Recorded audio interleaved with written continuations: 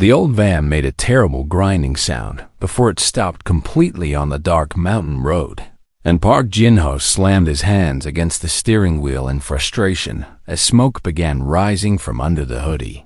Stepped out into the cold Romanian night and looked around at the thick forest surrounding him on all sides, wondering how his simple humanitarian mission had gone so wrong so quickly. Jin-ho had been delivering medical supplies to remote villages for the past 3 weeks, and this was supposed to be his last stop before returning home to Seoul. Now he stood alone on an empty road with no cell phone signal and no idea where the nearest town might be.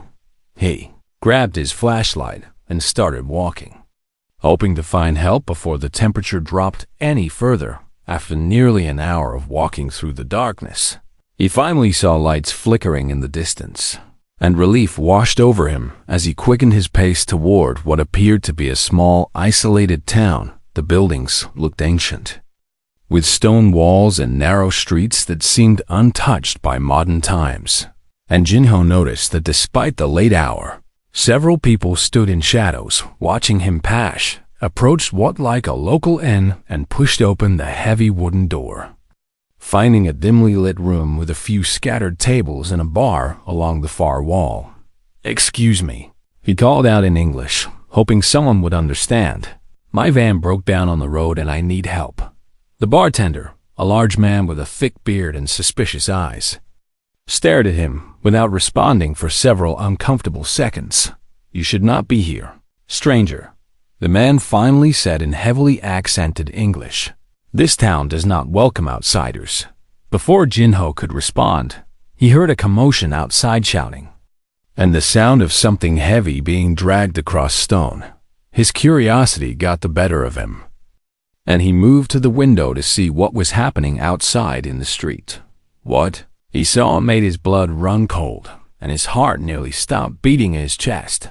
4 men in dark uniforms were dragging an unconscious woman across the cobblestones toward an old church at the end of the street. And even from this distance, Jin-ho could see how unnaturally pale her skin was. The woman's long dark hair trailed on the ground behind her, and heavy chains wrapped around her wrists and ankles, chains that seemed to glow faintly in the moonlight. "What are they doing to her?" Jin-ho demanded, turning back to the bartender with anger rising in his voice. The bartender's face had gone pale, and he grabbed Jin-ho's arm with surprising strength, pulling him away from the window. "You saw nothing," the man hissed urgently. "You understand me. You saw absolutely nothing here tonight." But Jin-ho had already made his decision, and he pulled free from the bartender's grip and rushed out the door into the street. He had spent his entire adult life helping people who could not help themselves, and he was not about to stand by while someone was being hurt. "Hey!" he shouted at the uniformed men. "What are you doing with that woman?" The men stopped and turned to look at him, and Jin-ho felt a chill run down his spine as he saw their faces clearly for the first time. They were expressions of cold cruelty, and silver medallions hung around their necks, gleaming in the dim light from nearby windows. "Who is this?"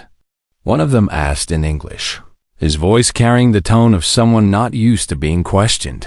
"A tourist," another replied with a dark smile. "Wrong place, wrong time."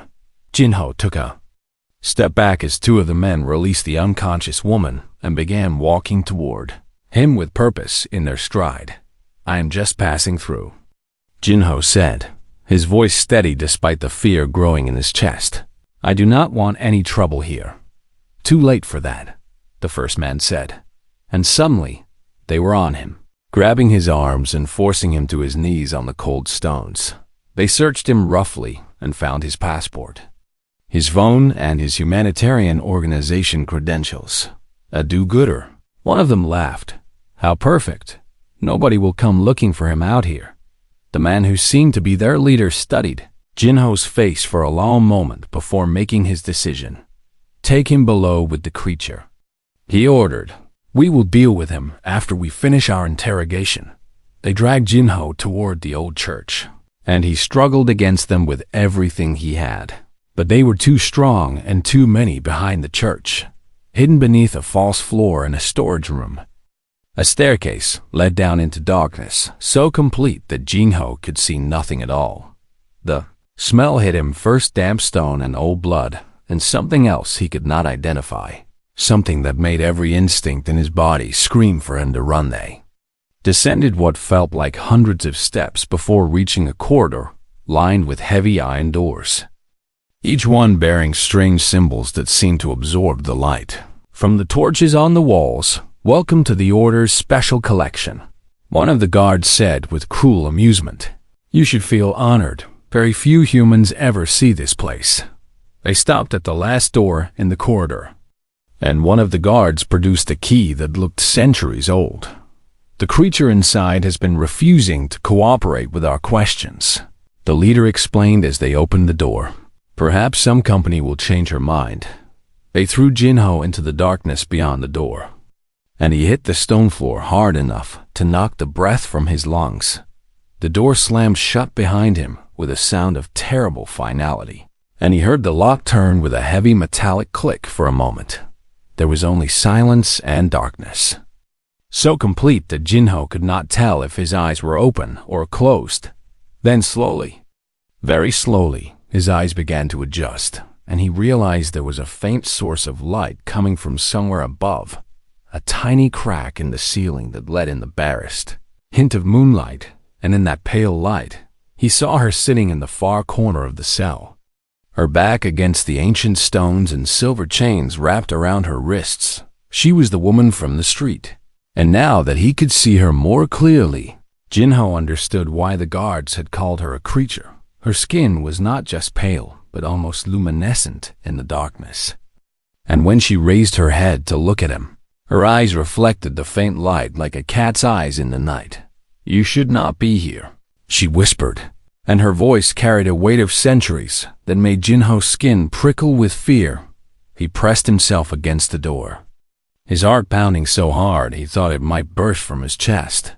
"They do not let witnesses leave alive," she continued, her voice soft and tired. "And they certainly do not put humans in my cell unless they want them dead." Jinho swallowed hard and tried to find his voice as the reality of his situation became terrifyingly clear. He was locked in an underground prison with a vampire, and nobody in the world knew where he was. Jinho stayed pressed against the cold iron door for what felt like hours, his eyes fixed on the pale figure in the corner, who had not moved since speaking those terrifying words. The vampire woman, because that was clearly what she was, simply sat with her back against the stone wall, her chained hands resting in her lap as she watched him with an expression that seemed more curious than hungry. "Are you going to stand there all night?" she finally asked, and there was something almost amused in her tired voice. "What else would you expect me to do?" Jinho replied, his voice shaking slightly despite his efforts to control it. She tilted her head to one side, studying him like he was a puzzle she could not quite figure out. "Most humans who end up in here either scream or cry or beg," she said quietly. "You have done none of those things." Jinho did not know what to say to that, so he remained silent and tried to think of any possible way out of this nightmare. "My name is Serafina," the vampire said after a long pause. "And despite what the guards want you to believe, I'm not going to hurt you." "Why should I believe that?" Jinho asked, though he noticed his racing heart had begun to slow just slightly. "Because if I wanted to hurt you, you would already be dead," she replied simply. "These chains weaken me, but they do not make me completely helpless." Jinho considered her words and realized they made a terrible kind of sense if she truly wanted to attack him. She had already had plenty of time to try. "I am Park Jinho," he said finally. "I am a humanitarian aid worker from South Korea." Something flickered in Seraphi's eyes, surprise, perhaps, or recognition of his kindness in offering his name. "You are very far from home, Park Jinho," she said softly. "So are you, I think," he replied, and he saw her lips curve into the smallest hint of a smile over the following hours.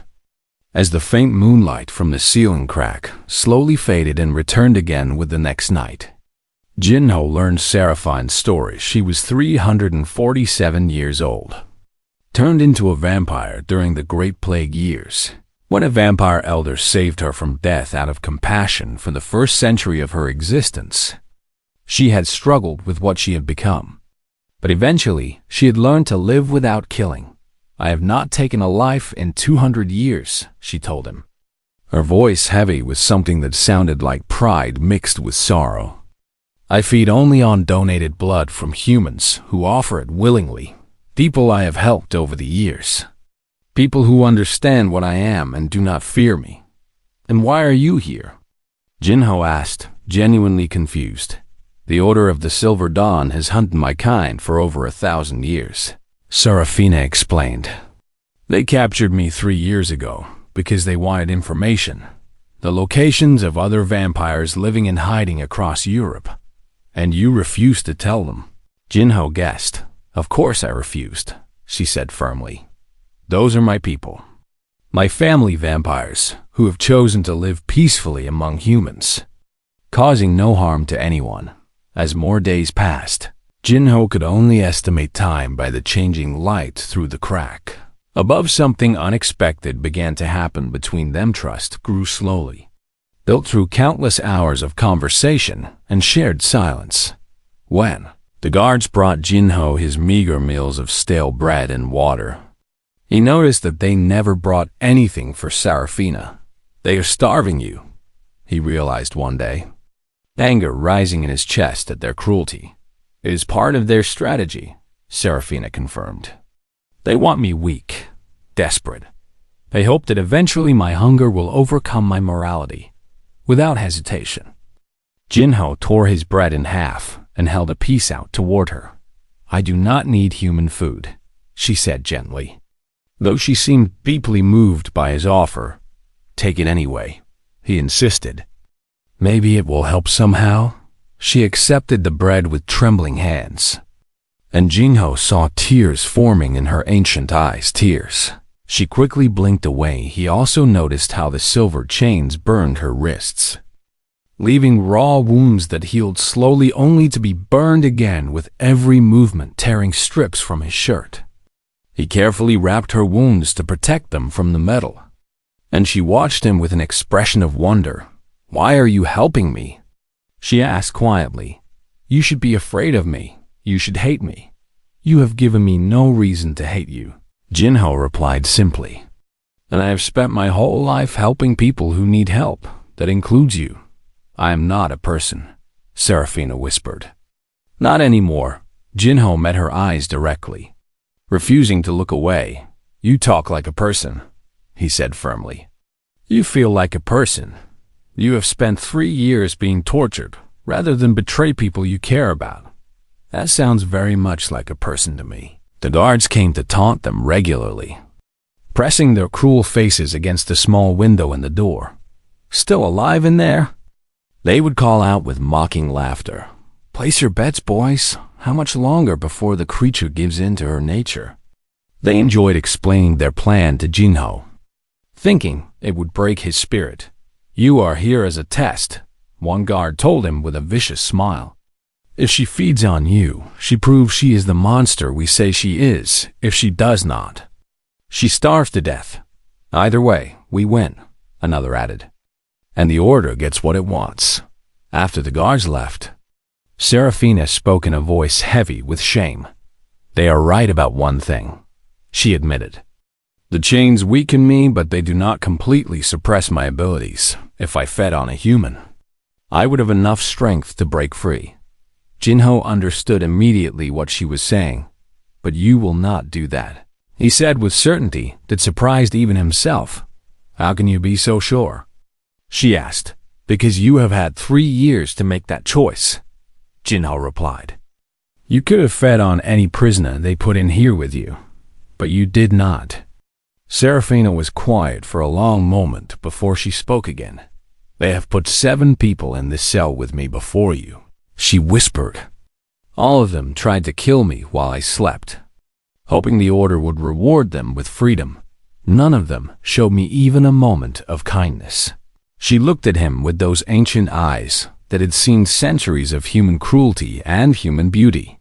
"If I feed on you, I become the monster they say I am," she said quietly. "If I do not, we both die here in this darkness." Jinho moved closer to her, no longer afraid, and sat down beside her against the cold stone wall. "Then we find a third option," he said with determination in his voice. "Because I refuse to accept that those are our only choices." For the first time in 3 years, Serafina allowed herself to feel something she had almost forgotten existed: hope.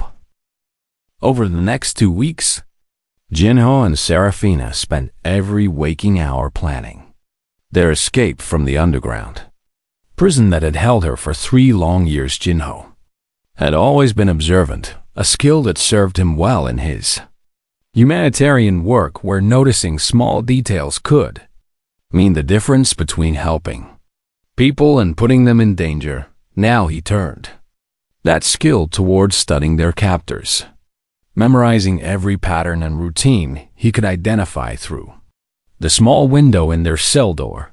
"The guards change shifts every 8 hours," he told Serafina one night as they huddled together in the darkness. "But there is a gap of about 15 minutes when the outgoing guards leave before the incoming guards arrive. That is not much time." Serafina replied thoughtfully, "No, but I have noticed something else," Jinho continued, his voice dropping to barely a whisper. "During that gap, they remove their silver medallions. I think they must wash or change clothes or something." Seraphine's eyes widened with understanding. "The medallions are blessed by the Order's priests," she explained. "They create a barrier that suppresses my abilities even more than the chains. Without them nearby, I would be slightly stronger." "How much stronger?" Jinho asked urgently. "Strong enough to perhaps break these chains," she said slowly. "But even then, I would be too weak to fight through all the guards between here and the surface." They sat in frustrated silence until Jinho spoke again. "What if you were not weak?" he asked carefully. "What if there was a way to restore some of your strength?" Serafina turned to look at him, and he could see that she already understood what he was suggesting. "No," she said firmly, shaking her head. "Absolutely not. Just listen to me," Jinho pleaded. "I know what you are thinking," Serafina interrupted. "You want me to feed on you, and I'm telling you right now that I will not do it." "Not feed on me," Jinho clarified. "You said before that vampires can share their healing abilities through their blood. What if you gave me some of yours?" Serafina stared at him in surprise, clearly not having expected this suggestion. "That is different," she admitted slowly. "If you drink a small amount of my blood, you would temporarily gain enhanced strength and rapid healing, but it would weaken me severely." "How severely?" Jinho asked. "Possibly fatally," Serafina replied honestly. "I am already so weak from years of starvation, and these chains, giving you my blood, might take everything I've left." "Then we find another way," Jinho said immediately, unwilling to put her life at risk. But Serafina had already begun thinking, and he could see calculations happening behind her ancient eyes. "The healing would last perhaps 3 or 4 hours," she said thoughtfully. "In that time, you would be fast enough and strong enough to fight the guards, and any injuries you received would heal almost instantly. I told you, I am not going to let you sacrifice yourself for me." Jinho insisted. Serafina reached out and took his hand gently in her chained ones, and he was surprised by how cold her skin felt. "You have shown me more humanity in these weeks than most humans have shown me in 3 centuries, she said softly. "You have fed me when you had so little. You have bandaged my wounds. You have treated me like a person when everyone else has treated me like a monster." "Because you are a person," Jinho replied stubbornly. "Then let me make my own choice," Serafina said firmly. "Let me decide what my life is worth, and right now, I am telling you that getting you out of here safely is worth everything I have." They argued back and forth for days, neither willing to give ground, until finally Serafina made a point that Jinho could not counter. "If we stay here doing nothing, we both die," she said plainly. "The Order will eventually decide I am not going to talk, and they will kill us both. This way, at least one of us has a chance." "And what about the other prisoners?" Jinho asked, remembering the corridor full of iron doors. "I heard sounds from the other cells. There are more people trapped down here. Creatures." "Mostly," Serafina confirmed. "Vampires, werewolves, things that humans tell stories about to frighten their children. The Order has been collecting us for decades, experimenting on us, trying to find our weaknesses. We cannot just leave them here," Jinho said with conviction. Serafina smiled at him with something like admiration. "You really are remarkable, Park Jinho," she said quietly. "Most humans would be thinking only of their own survival, but you want to save everyone. Is that not what you would do?" He asked. She thought about it for a moment before nodding slowly. "Yes," she admitted. "I suppose it is." They refined their plan over the following nights, and Serafina taught Jinho everything she knew about the Order's facility. There was a control room near the entrance that operated all the cell doors, and if they could reach it, they could release every prisoner at once. "It will be chaos," Serafina warned. "Many of the creatures down here have been imprisoned for years. They will be angry and frightened and desperate. Chaos might be exactly what we need," Jinho replied. Enough confusion could give everyone a chance to escape. Finally, the night they had chosen arrived, and Jinho felt his heart pounding with a mixture of fear and anticipation. "Are you sure about this?" He asked Serafina one last time. She answered by raising her wrist to her mouth and biting down hard enough to draw blood. "Drink," she commanded, holding her wrist out toward him. "Quickly, before the wound closes." Jinho hesitated for only a second before pressing his lips to her cold skin and letting her blood flow into his mouth. It tasted like nothing he had ever experienced, ancient and powerful and alive, with something that was not quite human. Almost immediately, he felt the change beginning inside him. His muscles seemed to hum with new energy. His senses sharpened until he could hear the heartbeats of guards 3 corridors away. And a strength he had never known filled every part of his body. When he looked at Serafina, he saw that she had slumped against the wall, her eyes barely open and her breathing shallow. "Go," she whispered weakly. "The shift change will happen soon. You do not have much time." Jinho wanted to stay with her, wanted to make sure she would be all right, but he knew that hesitation would doom them both. "I will come back for you," he promised fiercely. "Do you hear me? I am coming back." She managed a faint smile. "I believe you," she breathed outside their cell. Jinho could hear the distant sounds of the guards preparing for their shift change, and he positioned himself by the door, ready for whatever came next. His hands were steady, his mind was clear, and his body felt more powerful than he had ever imagined possible. The guards had expected to find 2 broken prisoners slowly dying in the darkness. They were about to discover how wrong they were. The cell door swung open with its familiar creak, and 2 guards stepped inside, expecting to find the same scene they had witnessed every night for weeks. Terrified human and a starving vampire slowly losing hope instead. Jinho moved like lightning before the first guard could even register what was happening. Jinho's fist connected with his jaw and sent him crashing into the stone wall with enough force to knock him unconscious instantly. The second guard reached for his weapon, but Jinho was already on him, grabbing the man's arm and twisting it behind his back until he heard bone snap. The guard screamed in pain and dropped to his knees, and Jinho silenced him with a swift strike to the back of his head. Moving quickly, Jinho grabbed the keys from the first guard's belt and rushed back to Serafina, who had watched the entire fight with wide, amazed eyes. "That was incredible," she whispered weakly. thank me later," Jinho replied as he fumbled with the keys, trying one after another until finally the lock on her chains clicked open.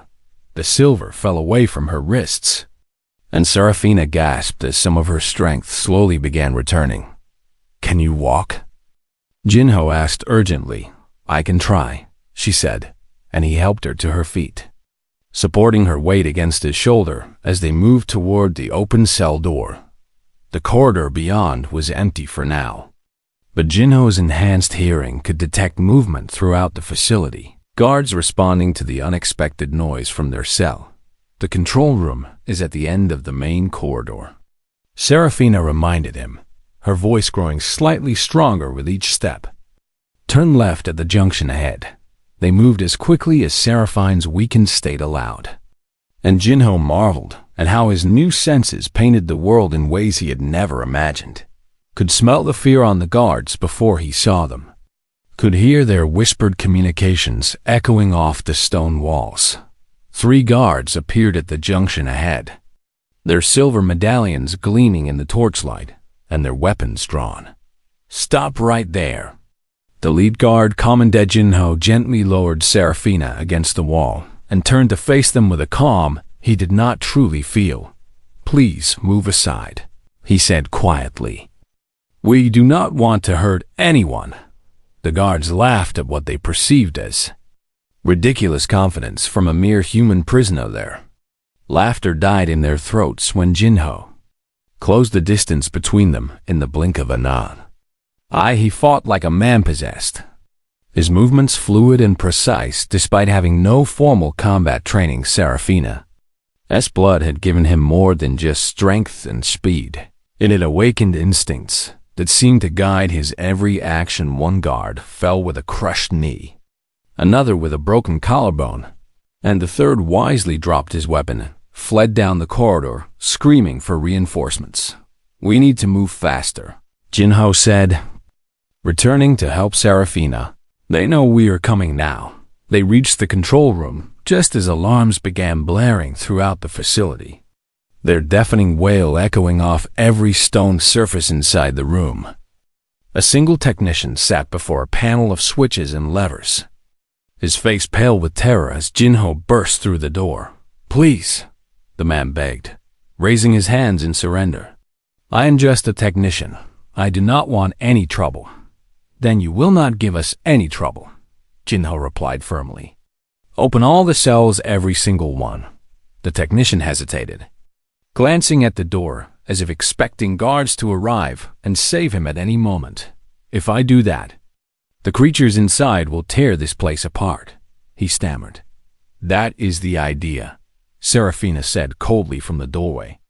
And the technician's face went even paler when he saw what she was. With trembling hands, he began pulling levers and flipping switches. And throughout the facility, the sound of heavy iron doors clanging open echoed like thunder screams and roars and cries of confusion erupted from every direction as prisoners, who had been trapped for years, suddenly found themselves free. "What have you done?" The technician whispered in horror. "We have given them a chance." Jinho replied simply. He grabbed the technician and pushed him toward a storage closet in the corner of the room. "Stay in there and do not come out until everything is quiet," he instructed. "If you are truly innocent, you have nothing to fear."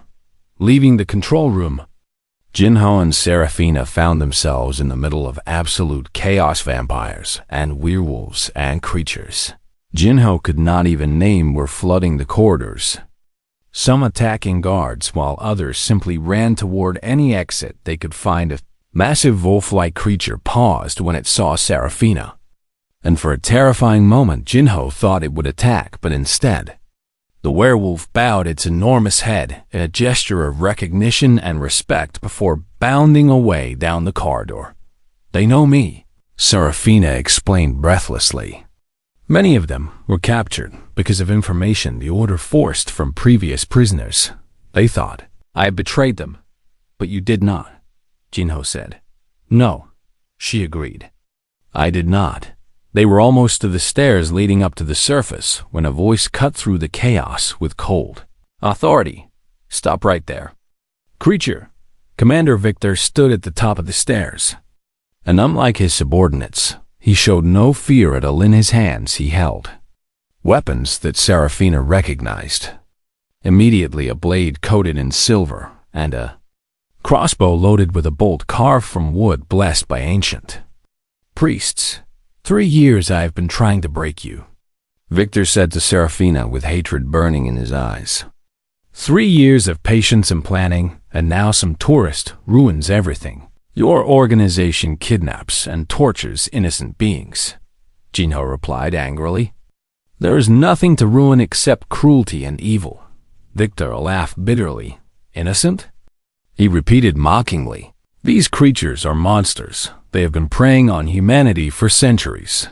Some have, Seraphina admitted, stepping forward despite her weakness. But many of us simply want to live in peace. We are not all monsters. And neither are all human saints. Behind them, more freed prisoners were gathering.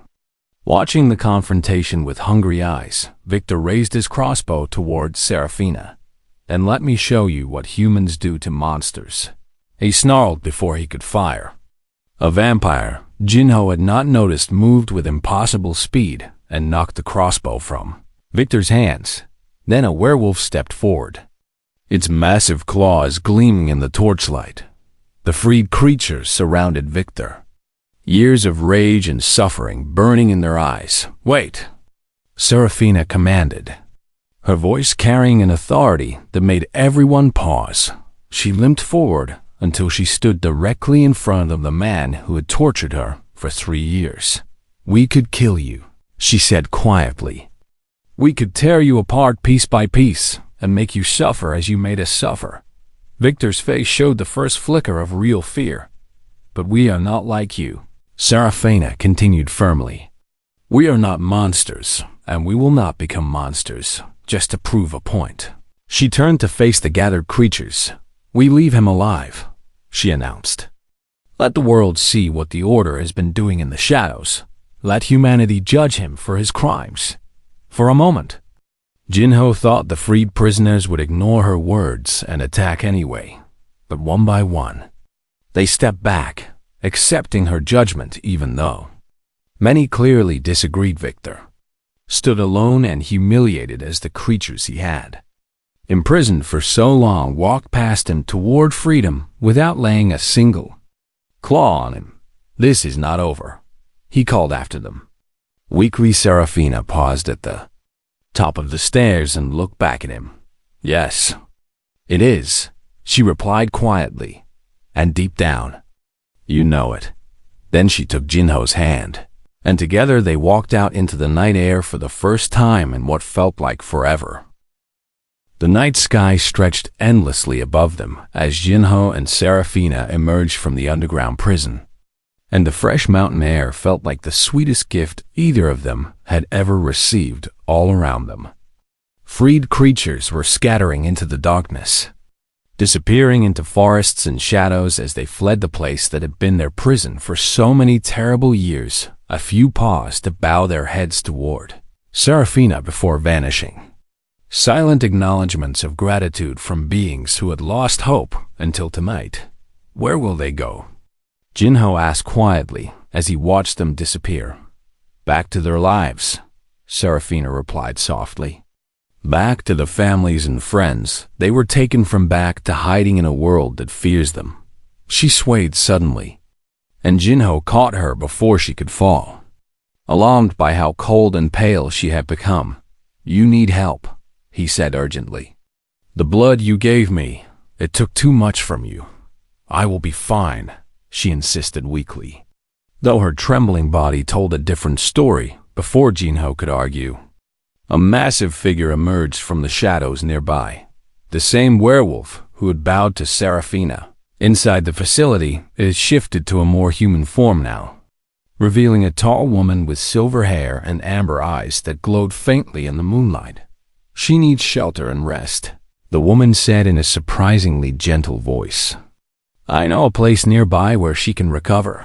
You are both welcome to come." Jinho looked at Serafina, who managed a weak nod. "Her name is Luna," Serafina explained quietly. "She was captured 2 years ago while trying to rescue her brother. We can trust her." Luna led them through the forest to a small cabin hidden among the trees. A place, she explained, had belonged to a family of werewolves before the Order destroyed them decades ago inside. Jinho carefully laid Serafina on a bed covered with thick blankets while Luna prepared something in the kitchen. "She needs blood," Luna said matter-of-factly as she worked. "Not human blood, necessarily animal blood will help her recover, though it will take longer over the following days." Luna brought fresh deer blood from her hunts. And slowly, very slowly, Serafina began to regain her strength. Jinho rarely left her side during this time. And when she was awake, they talked for hours about everything and nothing. He told her about his childhood in Seoul, about losing his parents in a car accident when he was only 12 years old, and about the strangers who had helped him survive those dark years. "That is why I became a humanitarian worker," he explained one evening as pale moonlight streamed through the cabin windows. "Because when I had nothing, people I had never met showed me kindness. I wanted to spend my life returning that gift to others." Serafina reached out and took his hand gently. "You have certainly done that," she said softly. "You saved not just me, but dozens of beings who had given up all hope. We saved them together."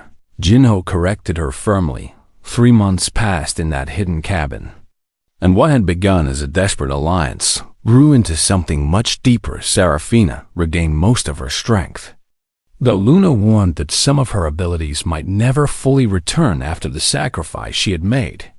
"It was worth it," Serafina said without hesitation whenever the subject came up. "Every drop of blood, every ounce of strength, it was all worth it." Word reached them eventually that Commander Victor had survived and was trying to rebuild the Order. Spreading lies about what had happened that night, he claimed that a dangerous army of monsters had escaped and was now plotting to attack human civilization. "He is desperate," Luna reported after one of her trips to gather information. "But people are not believing him. Too many witnesses saw what really happened. Too many questions are being asked about what the Order was doing in that facility." Even more surprising was the news that the freed supernatural beings had begun communicating with each other across Europe for the first time in centuries. The shared trauma of their imprisonment had created bonds between creatures who had previously avoided each other, and slowly a network was forming, a community of beings who wanted nothing more than to live in peace. "They are calling it the New Dawn," Luna told them with a hint of pride in her voice. "And they want you both to be part of it." Serafina seemed hesitant at first, and Jinho understood why she had spent over 300 years hiding, running, trying to avoid attention from both humans and other supernatural beings. "You do not have to decide anything right now," Jinho told her gently one evening as they sat together watching the sunset through the cabin window. Serafina had discovered that the old myths about vampires and sunlight were exaggerated. Direct sunlight weakened her, but the gentle light of dawn and dusk caused her no harm at all. It was during one of these sunset watches that she finally spoke about what was weighing on her mind. "I have spent 3 centuries afraid," she admitted quietly. "Afraid of what I am, afraid of what humans would do if they discovered me, afraid of losing everyone I cared about." She turned to look at Jinho with those ancient eyes that had seen so much pain and so much beauty. "You showed me something I had forgotten was possible," she continued. "You showed me that fear does not have to define my existence, that there are humans worth trusting, worth caring about, worth fighting for." Jinho felt his heart swell with emotions he had not expected to feel. "What do you want to do now?" he asked gently. "You could go anywhere, be anything. You have centuries ahead of you." Serafina was quiet for a long moment. watching the last rays of sunlight paint the sky in shades of orange and purple. "I think I would like to stop running," she finally said, her voice carrying a peace that had not been there before. "I think I would like to see what living actually feels like." She reached out and took his hand, intertwining her cold fingers with his warm ones. "And I think I would like to do that with you," she added softly. "If you are willing." Jinho squeezed her hand gently and smiled. "I postpone my humanitarian work to stay with you," he replied warmly. "I think that tells you my answer." The Order of the Silver Dawn had expected their cruel experiment to break a vampire's spirit by trapping her with a helpless human. They had expected fear to turn to violence, had expected Seraphine's hunger to overcome her morality and prove once and for all that supernatural beings were nothing but monsters instead. They had witnessed something they never anticipated. They had seen a vampire choose starvation over murder. They had seen a human choose compassion over fear. And they had seen, too, people from completely different worlds find in each other the strength to fight for something greater than survival. As Jinho and Seraphina sat together watching the stars emerge in the darkening sky. Neither of them knew exactly what the future would hold, but for the first time in a very long time, they were both looking forward to finding out, because sometimes the most dangerous thing in the world is not strength or power or immortality. Sometimes the most dangerous thing is hope and the stubborn belief that even in the darkest cell, kindness can still light the way forward.